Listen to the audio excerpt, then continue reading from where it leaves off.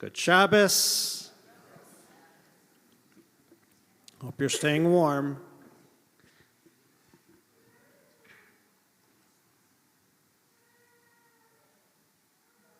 I'm not sure if you caught this story that was in the news a couple months ago, the national news, but it came just down the road.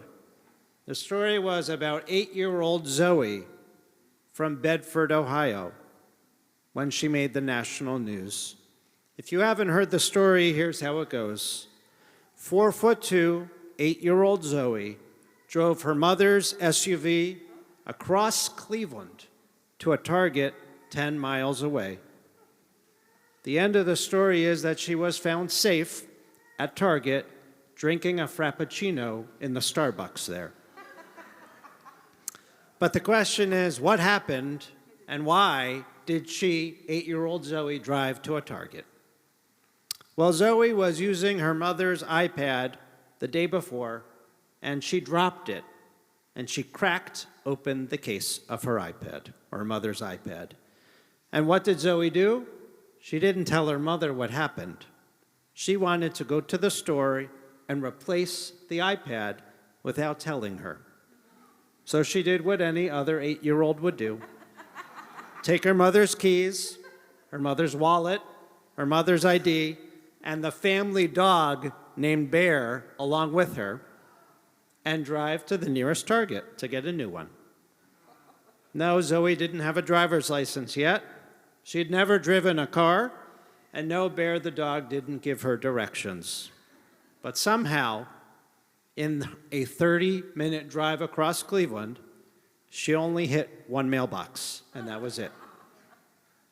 Thankfully, Zoe is now home safe, and she'll wait until she's a little older to get behind the wheel next time.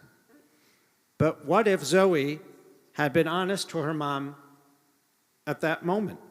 What if Zoe admitted her mistake? What if Zoe simply apologized that she broke the iPad? Why is it so hard for us to tell the truth? In our Torah portion this week, Vayeshev, the first portion that begins the story of Joseph the dreamer, it begins with a lie, the lie of the brothers who sell Joseph off as a slave, who take his coat of many colors, who tear it apart, dip it in animal blood, and present it to their father Jacob with the made-up story that Joseph was killed, attacked by a vicious animal, and the truth, of course, was he was alive. And it wasn't an animal, but it was their own hands which sent him away to Egypt. And not soon after this lie is told does the Torah jump to another story, that of Judah and Tamar, another story filled with lies, filled with deception, of when to take accountability for our actions. So why is it so hard for us to tell the truth, to own up to our mistakes, to acknowledge our failures? Is it shame? Is it lack of self-confidence? Is it fear of repercussions or punishment? Is it that the truth often hurts ourselves and hurts others, and hurts our reputation? From the beginning, these questions have been asked, for the story is told in Bereshit Rabbah, in the Midrash, the ancient rabbinic legend on the Torah, in a version written by Israeli author Sarah Tuttle Singer. And this is how the Midrash opens, telling about the creation of our world. Before we existed, God convened a heavenly council, calling angels together, each representing different facets of the divine, to discuss whether God should actually create human beings in the first place. That is why in the beginning in our Torah in Genesis it says, God said, let us create humanity in our image. Na'aseh Adam b'tzalmenu. Not, let there be humans, like it was for let there be light. So God gathered 4 angels, the angel of peace, the angel of justice, the angel of kindness, and the angel of truth, and the angelic discussion began. There was the angel of peace named Shalom, calm and sincere, who spoke first, saying, God, don't create human beings. Peace said, voice steady but firm. Humans will bring strife and conflict, They will tear at each other and at the world that you made. Next came the angel of justice called Tzedek, eyes sharp and discerning.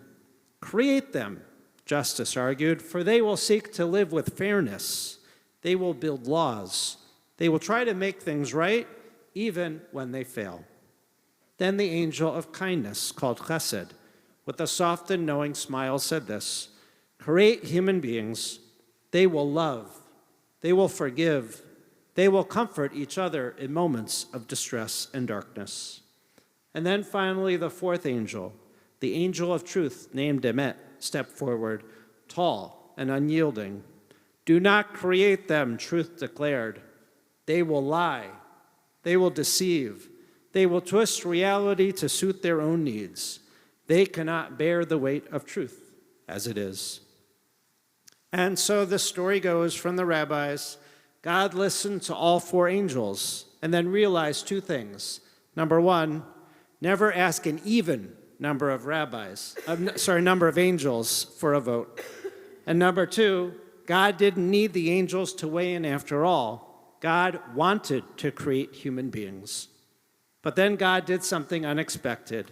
God cast the angel of truth down to earth. And in that moment, the choice was made that humanity would be born, but not with the whole of truth. God casts aside truth in order to make peace, to see how, and now we can see how that has gone in our world today. The rabbis explain that God believes in us, for we have within us the ability to become better and less destructive, to let truth spring from the earth. The truth is that we need truth, peace. In fact, the rabbis say it this way in Pirkei Avot. Rabban Shimon Gamliel Omer al shlosha devarim ha'olam kayam, that the world stands on three things. Al hadin, on justice, al ha'emet, on truth, v'al ha'shalom, and on peace.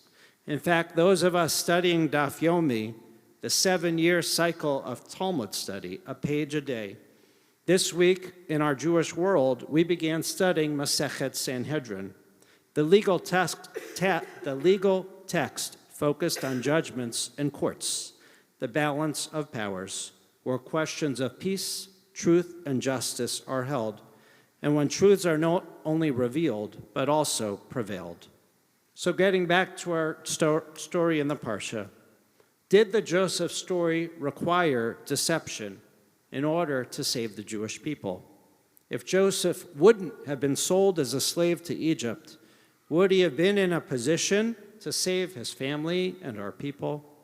Why didn't Joseph send word to his father that he was alive earlier in the story? Why didn't the brothers admit to their father the mistake? Is this just retribution to Jacob for his own deception of his father and brother when he dressed in animal skins and stole their birthright? Rabbi Shai held in his Torah commentary, The Heart of Torah, titles this Parsha's commentary with these words, against half-heartedness. When looking closely at the story of the sale of Joseph as a slave, the truth is that not all brothers were in agreement about what to do with their arrogant, spoiled younger brother Joseph, the favored of his parents.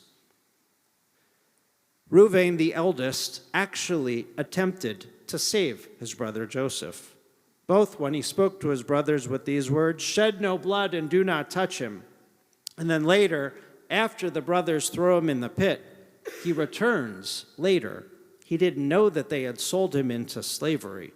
He thought he could come back to rescue him, only to see that his brother was already gone and sold. Upon seeing that empty pit without Joseph, Reuven tears his clothes in mourning and says aloud, now what am I to do? The rabbis say of Reuven, the oldest brother, that when a person does a mitzvah, you should do it with a whole heart, wholeheartedly, not half-hearted. And if Reuven had actually done so, if he had done a wholehearted way to save his brother and to speak up, then he would have been a hero. He would have returned his lost brother right at the beginning of the story. But too often we are paralyzed by fear of what others would think or how they would potentially respond to the actual truth and to our own initial failures, that we hesitate, that we don't take full action. As well-intentioned as we think we might be, we don't do enough, and our actions could be misinterpreted or seen negatively because they're often half-hearted. Rabbi Held advises us this, quote, "This commentary seeks to reorient us by reminding us that the way we respond to life does matter, that God is watching every decision that we make. We wouldn't be as lazy or listless as we often are. We would live in each moment, not just the big ones, the right way, with everything we have and with everything that we are. We matter to God, so therefore, do the decisions we make each day. So then, why is it so hard to respond to life with everything that we have? We forget that the Torah teaches this enormous significance of just one single action that we can take, and that when we act one time wholeheartedly, that action actually has the ability to reach the highest of heavens." The Joseph story is filled with dreams. It's filled with miracles, which of course coincides with the beginning of Hanukkah this week, our celebration of miracles, our festival of lights in the darkest time of the year.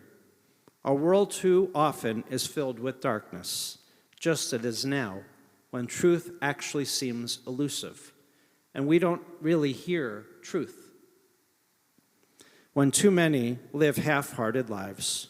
Perhaps Hanukkah has come just at the right time, the time that we need to remind us to live life wholeheartedly, to bring light to the darkness, to shine truth and speak truth to the unspoken difficulties, like the 100 hostages still held in captivity now 442 days. Like Joseph in prison, who in the end was released. May it be for them and their families and for all of us. The rabbis of the Talmud say very little about Hanukkah. There's just one little paragraph in the 63 books of law. And that one little paragraph opens with this title sentence. It's actually a question. My Hanukkah. Why Hanukkah? Not when is Hanukkah, not how is Hanukkah, not what is Hanukkah, but my Hanukkah. Why Hanukkah? Rabbi David Hartman writes a short essay entitled Trusting in a New Beginning. And this is his answer that he wrote 30 years ago, but I think speaks to us today. Why Hanukkah? Quote, "The Maccabees refused to compromise their standards of excellence and moral ideas. The miracle of Hanukkah was the community's willingness to light a small cruse of oil without any reasonable assurance that their efforts would be sufficient to complete the job of rededicating the temple. The miracle of survival, of Jewish survival, may best be described by our strength to live without guarantees of success, to focus on how to begin a process without the knowledge of how it might end. Uncertainty often paralyzes our initiative to act. We think there is no point in making the effort to begin. But the Hanukkah lights encourage us to pour infinite yearnings even into small vessels, that the strength to continue and persevere grows by virtue of the courage to initiate a process by lighting that first flame. For only lamps that are lit can continue to burn beyond expectation. The miracle of human courage to begin to build within imperfect human situations." When I traveled to Israel with our synagogue this past summer, we took a graffiti tour of Tel Aviv. That's a thing even before October 7th, if you've been on a graffiti tour before. On the graffiti tour this time, though, it was specifically focused around October 7th and beyond. And there's one graffiti wall that stood out to me in particular, and I think about every day. That graffiti wall was a picture of the Bibas family celebrating Hanukkah. 2 parents, 2 children, with a menorah and a dreidel and the candles burning bright. It is so difficult to think about that family still in captivity 442 days. Let's not only hope that there's a miracle for them and for all the hostages, but as Rabbi Hartman said, let us wholeheartedly begin our own actions to bring them home. This Hanukkah, here are some gifts that we can give to ourselves and the world. Speak the truth, even when it's uncomfortable, when it's difficult and painful. Bring the light, be the light, and live wholeheartedly. Shabbat Shalom and Chag Urim Sameach.